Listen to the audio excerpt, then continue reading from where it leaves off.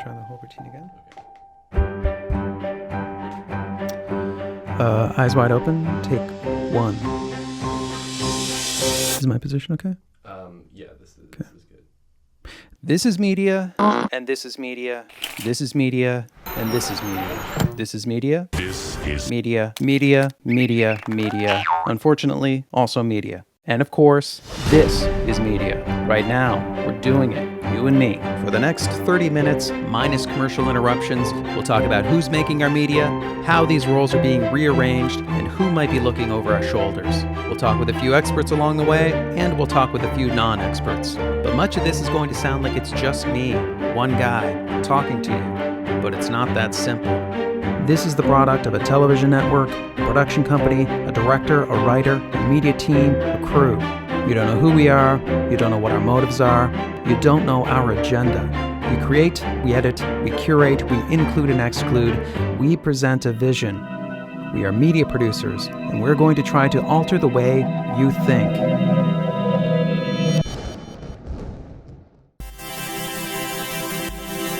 We aim to seduce you, to provoke you. We want you to share what we've told you. We want you to buy what we're selling. You could say we're trying to manipulate you. But believe us, we're good people. And we are only one of many. There are many, many more like us out there. Websites, news programs, blogs, books, ads, movies, magazines, music, and on and on and on. Matter of fact, you could even say that you are one of us, because you too are now a media producer. And for that, you can thank or blame the internet. If I want to get onto internet, how do I do it? How do I get into internet? It allowed everyone with web access to add their voices to the cultural conversation. You've been listening to Geek of the Week on Internet Talk Radio.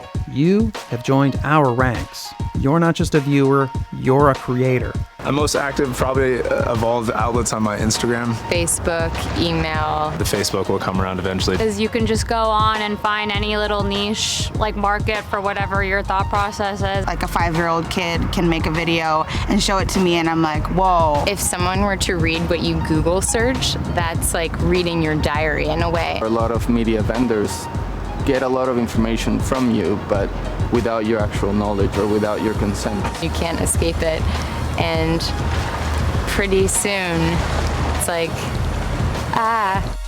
But there once was a simpler time, a time before most people even had cable TV, a time called the 70s. Back then, the media universe consisted almost entirely of these attractive elements: the television, newspaper, the radio, books, magazines, and that was about it. A regular person could wrap their head around media coverage. You could read the paper with your cereal, watch the evening news, hear a little radio in the car, and you'd feel up to speed. Hey! Information was concentrated, it was managed, it was curated.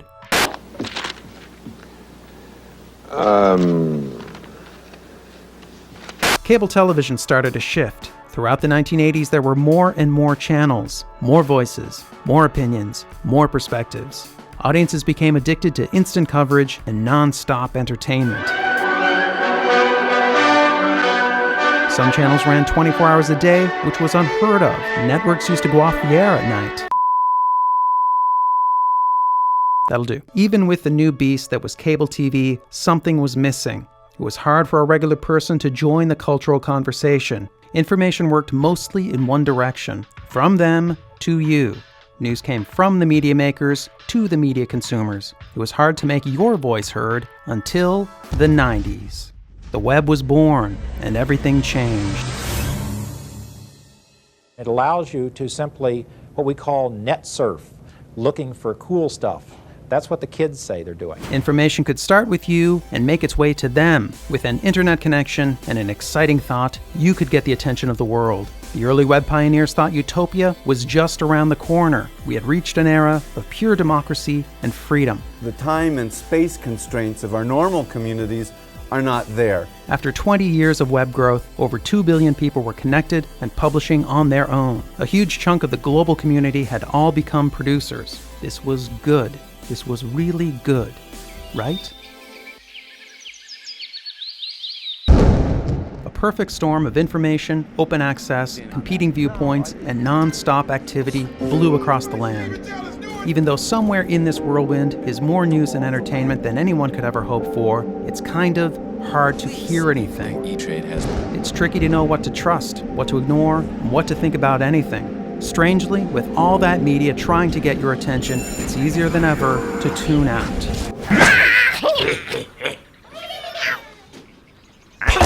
How much has life gone digital? Well, starting when I wake up, it's kind of sick. I have an addiction. Like, I check my phone, I go on Instagram. The average American kid spends 7.5 hours a day using a smartphone, tablet, or computer, not including texting or talking. Every day, 699 million people check their Facebook. How many times do people check their Facebook? How many people in the world, like unique people. 400 million tweets get sent. I'm not on Twitter, so I don't know. 45 million Instagram pictures get shared. I just joined Instagram like 2 weeks ago. And 1 billion get liked. 4 billion videos get watched on YouTube per day. That's a lot of YouTube. And 200 billion emails get sent. 200 billion? Okay. Wow. It's all a little different than the old days. So much connection, connectedness, interconnectivity, so many available sources of information. So why do 80% of young people say they don't know what sources to trust? I think I don't trust anything I see digitally, ever. Unless it's something I want to believe, and then I believe it. Why do many feel they've been misled by media in the last month? One issue is that our biggest source of information is each other.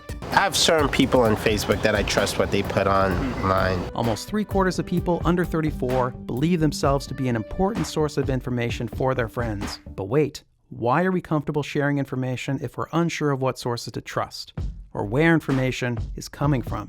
How do we know what to share? The first tip is to consider the source. Where did this information come from? Alexis Ohanian co-founded Reddit, the #1 media aggregator in the world, able to promote content and sway opinion and crowdsource news. The site has been on the front lines of every major media event since 2005, and it's built entirely by user contribution.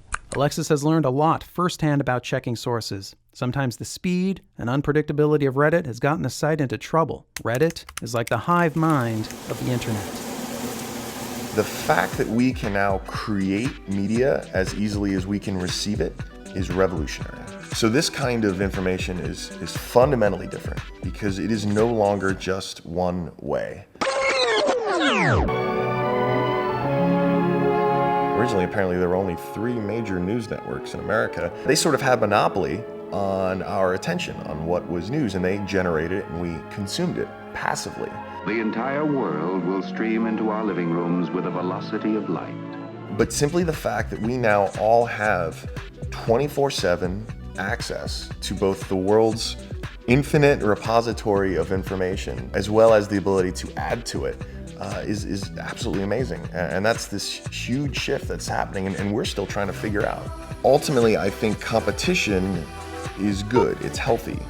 And ultimately, it's going to mean that in this new era, we are going to hear from voices we have not typically heard from.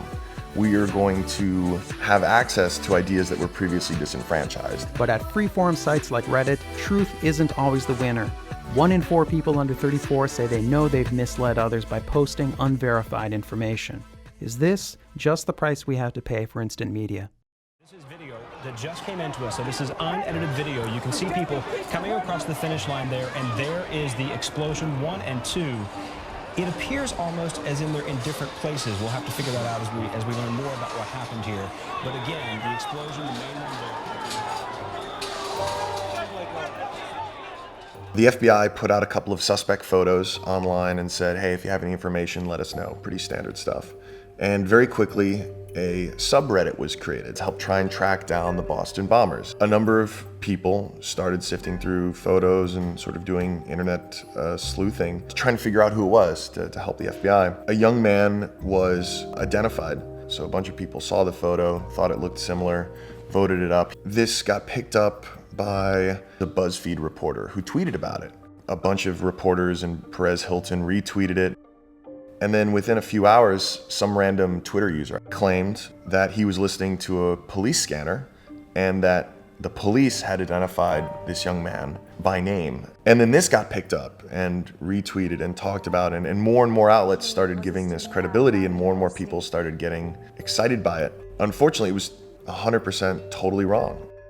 And it was just very difficult to have the events of that night unfold so aggressively with language that was not based on any actual evidence at all. Again, the problem, it always comes down to humans. We can't control humans. You can only hope that it won't happen again, but ultimately, barring thought police, there's no way to actually prevent that entirely, other than encouraging people to exercise best judgment.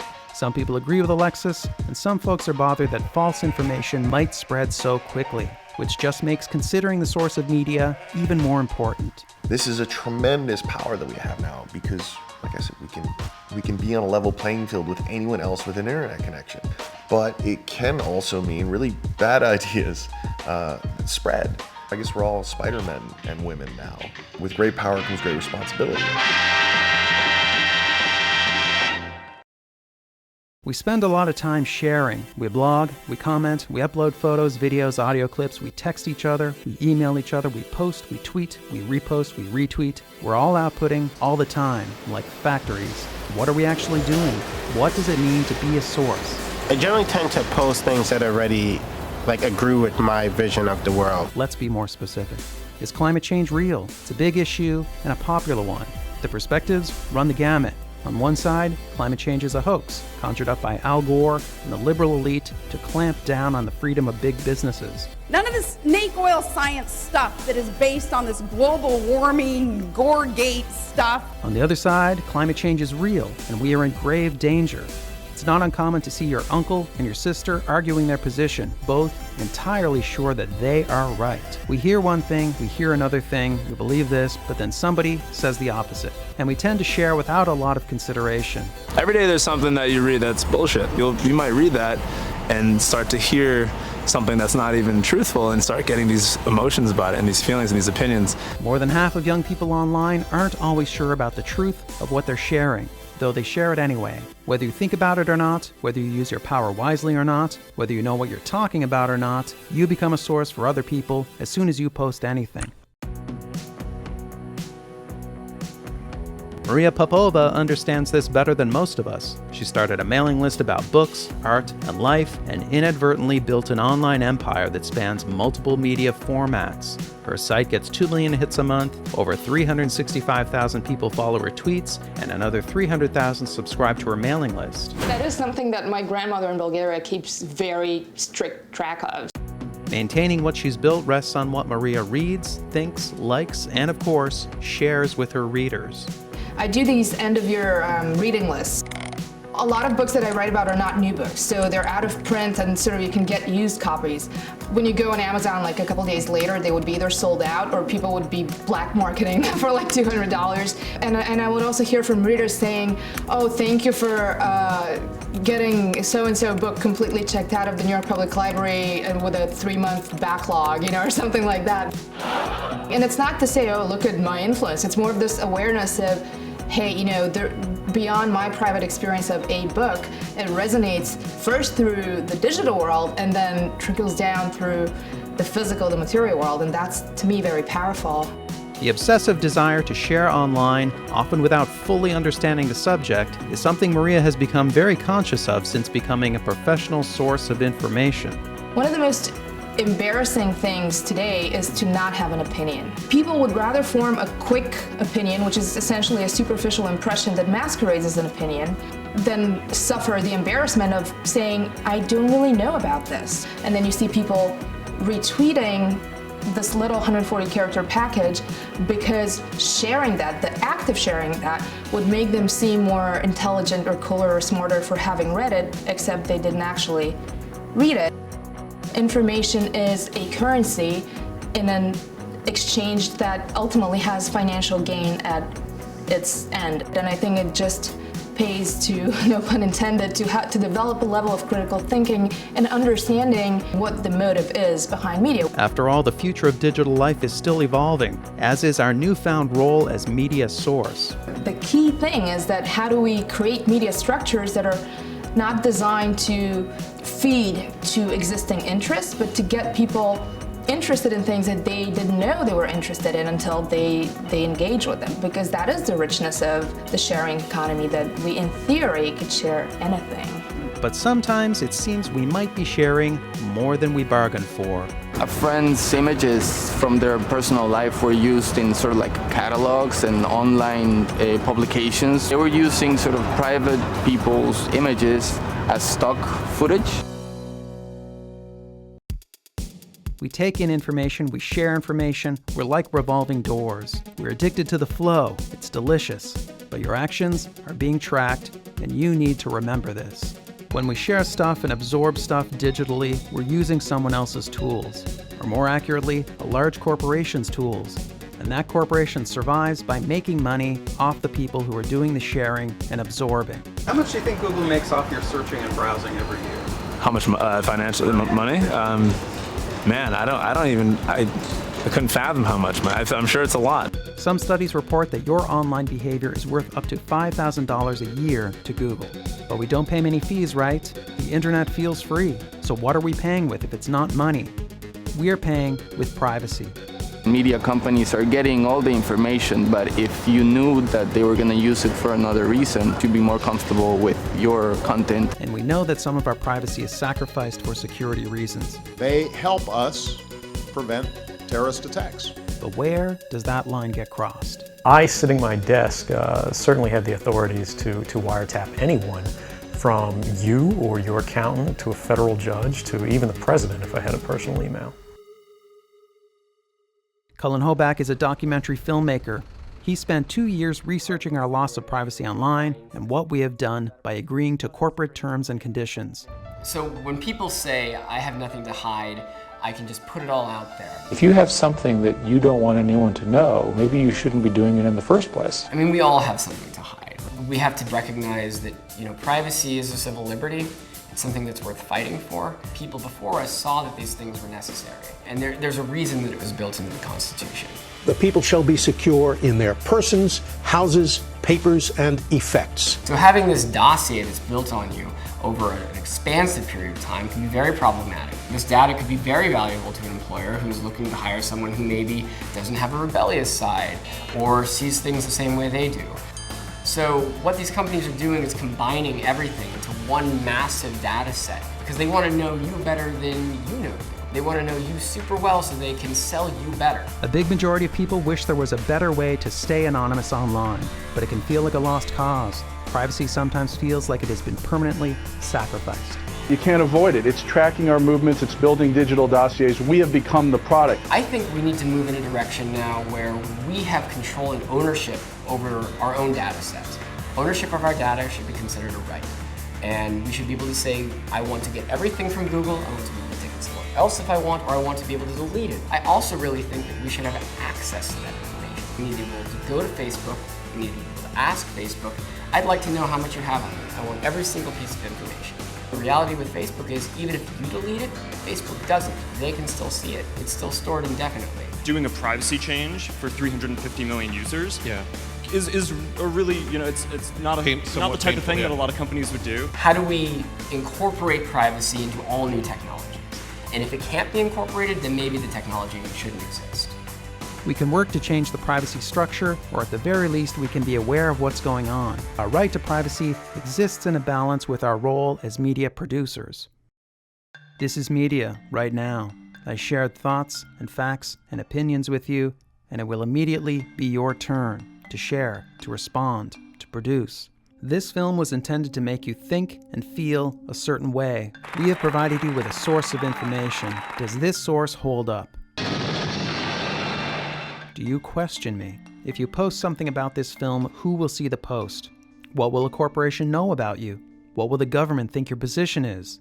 Is it better to know you're being watched than to be blissfully ignorant? Is it better to get famous online than to be invisible? In many instances, we sell ourselves out. We put ourselves out there as much as possible with the hope that Twitter or Facebook or YouTube will make us famous. And I think that just prompted a lot of people to give up more than they necessarily should, would, or even know that they're giving up. Historically, if something was on the front page of the New York Times, that was the news of the day. Today, the news of the day could be a YouTube video. Hide your kids, hide your wife, and hide your husband because they raping everybody out here. We should bring more skepticism to everything. Absolutely everything. I think that is the gift and the curse. Most things that we do as humans are in order to get a sense that we matter. And there's hardly a more intoxicating sense that you matter than having changed someone's perception of the world even a little bit. We call it the internet, like the Interatron, it's this machine. But it's just these nodes of humans that connect. In the digital age, the barriers between us have fallen, so think about where media comes from. We are all producers now, and we are responsible for what we share.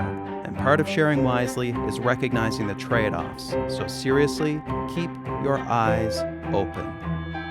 I'm almost done, so you might say that as of now, the microphone is yours.